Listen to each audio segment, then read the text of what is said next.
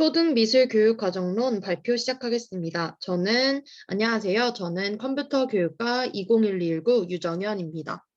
우선 제가 선택한 교육론은 다문화 미술교육론입니다. 다문화 미술교육론이란 미술교육의 역할은 다문화 교육의 일환으로 문화의 유지와 전수를 가능하게 한다는 도구주의의 관점으로 미술 작품, 조항, 환경적 요소를 통해 다른 문화를 이해하고 전통 문화에 대한 관심 역시 증진시켜 자아 형성에 도움을 주는 교육 방식입니다. 제가 다문화 미술 교육론에 대해 먼저 조금 더 알고 싶어서 시대 배경, 그리고 특징, 그리고 필요성과 시사점에 대해서 조금 설명을 부가적으로 추가하였습니다. 우선 제가 다문화 미술 교육론을 선택한 이유는 제가 2학년 1학기에 다문화의 이해 강의를 들었었습니다. 그때 직접 국어 과목을 바탕으로 한 다문화 수업을 진행해 보았습니다. 이 과정에서 다문화 수업 진행 중에는 단어 하나하나를 조심해야 하고 교사의 직접적인 의도가 아니었더라도 수업 내용이 아이들에게 잘못 전달될 수 있음을 알 수 있었습니다. 또한 이번 학기 2주간의 실습을 경험하면서 제가 배정된 학급에 실제 다문화 학생들이 많았습니다.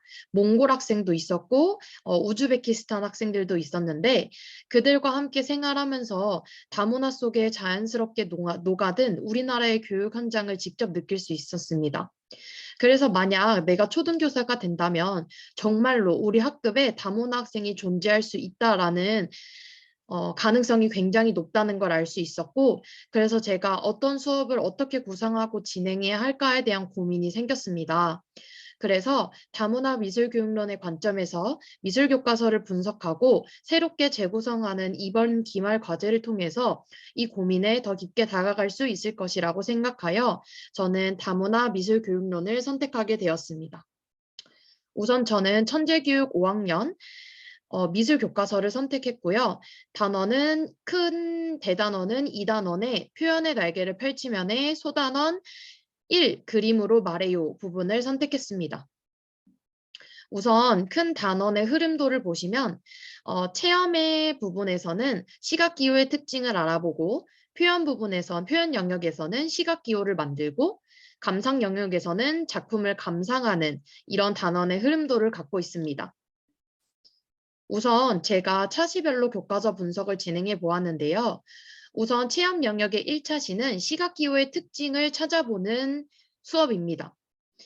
여기 이렇게 학습 문제는 시각기호의 의미를 알고 특징을 찾아봅시다 이고 큰 세 가지의 학습 활동은 시각기호의 의미를 알아보고 시각기호로 소통하고 시각기호의 특징을 찾아보는 활동으로 구성되어 있는데요. 우선 이 교과서 사진을 보시면 아시겠지만 이 교과서 부분에서는 사진 속에서 다양한 나라의 국적의 사람들을 확인할 수 있습니다. 여기도 그렇고 이 부분도요. 그래서 그 부분이 가장 큰 다문화 교육론 관점에서 바라본 특징이라고 생각했고 시각기호는 사람이 많이 모이는 곳에서 쉽게 찾아볼 수 있다는 점을 통해 시각기호의 필요성을 학생 스스로 깨달을 수 있도록 하고 있고요. 그리고 또 우리가 다문화 학생을 많이 만나게 되는데 그때 소통 수단이 꼭 언어뿐만 아니라 시각 기호도 존재한다는 점을 학생들에게 알리고 있습니다. 그리고 이 교과서에서 조금 미흡하다고 생각했던 점은 다양한 나라의 국적의 사람들의 모습은 정말 잘 보이는 반면에 나라마다 약간의 차이가 존재하는 다른 나라의 독특한 시각 기호가 제시되지 않고 있어서 그런 부분이 조금 아쉬웠습니다. 그 다음 두 번째 표현 영역인 시각 기호 만들기는 2에서 5차시 활동인데요. 학습 문제는 우리 주위에 필요한 시각 기호를 만들어 봅시다 이고 시각 기호를 만들고 그리고 새로 만든 시각 기호의 의미와 제작 과정을 발표하는 활동으로 이루어져 있습니다. 우선은 학생이 직접 구상한 작품을 직접 제작할 때에는 필요한 재료를 스스로 선택하게끔 할 수 있고요.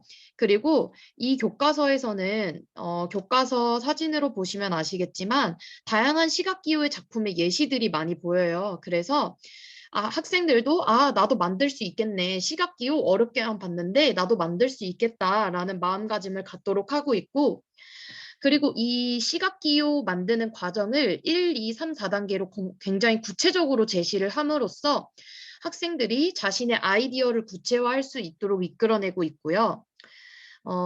그리고 이 부분에서 미흡한 점은 시각기호를 만드는데 재료가 좀 다양하게 존재한다는 것을 알려주는 부분이 없어서 아쉬웠습니다. 그다음 마지막 6차시 감상 영역에서는 작품 감상하기입니다. 그래서 학습 문제는 다양한 시각기호의 표현 방법과 의미를 분석하여 설명해 봅시다이고 픽토그램으로 빙고 놀이를 하고 변화하는 표지판을 감상하는 활동을 하는데 여기서 우선 이 교과서 부분의 특징은 다양한 픽토그램의 예시를 단순히 보는 것만이 아니라 시각기호의 표현의 방법과 의미를 분석하여 다른 학생들의 생각과 관점을 공유할 수 있도록 해서 다문화 교육에 조금 더 접근하고 있다라고 느꼈고, 그리고 빙고 활동 놀이가 단순히 그냥 흥미 유발을 위한 활동이 아니라 그 픽토그램의 내용과 형식을 분석하고 어떤 구체적인 내용을 담고 있는지를 토의할 수 있도록 마무리 지을 수 있도록 한 점에서 굉장히 좋은 활동이라고 생각하였습니다. 근데 아쉬웠던 점은 빙고 놀이 활동에서 붙임탁지를 활용하고 있어서 조금 픽토그램의 예시를 교과서 내로 제한 두는 것이 있다라고 생각하여서 저는 학생들이 이전 차시에서 만든 다양한 시각 기호나 뭐 다른 다양한 나라의 독특한 시각 기호를 포함하여서 이 빙고 놀이를 진행하면 조금 더 다문화 교육론에 접근할 수 있겠다라고 생각하였습니다. 마지막으로 제가 이 단원에 대한 개선 방향으로 지도안을 한번 짜봤습니다. 저 학습 주제는 문화에 따른 시각기호의 공통점과 차이점 알기로요. 우선은 첫 번째 활동에서는 시각기호를 살펴보면서 시각기호의 의미를 유추해보는 과정은 똑같은데 여기서 추가된 부분이 다문화 시각기호의 특징을 탐구하는 것입니다. 즉 다른 나라의 독특한 시각기호를 살펴보고 그리고 우리나라의 시각기호와 비교도 해보고 그래서 문화에 따른 시각기호의 공통점과 차이점에 대해 이야기해보는 시간을 추가했습니다. 그리고 시각기호의 뭐 특징을 이야기하고 그리고 시각기호의 의미를 탐구하는 과정에서는 시각기호는 어떤 방식으로 표현되고 있는지 그리고 색을 어떻게 표현하였는지 그리고 선의 굵기는 어떠하였는지에 대한 구체적인 특징을 이야기해 보도록 할 수 있고요. 그 다음 세 번째 시각기호로 소통하는 활동에서는 시각기호를 직접 표현해 보는 겁니다. 그래서 역시나 모든 친구들과 표현한 시각기호를 비교해 보고 그 내가 의도했던 주제의 의미가 드러났는지를 의견도 나눠보고 그리고 다양한 시각기호를 모든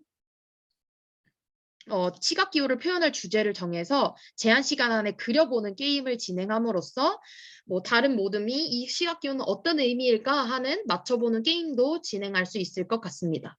그래서 조금 더 저는 앞에서 교과서 분석에서 미흡했던 부분을 기반으로 해서 이번 지도안을 구상해 보았습니다. 네, 저의 발표는 여기까지입니다. 감사합니다.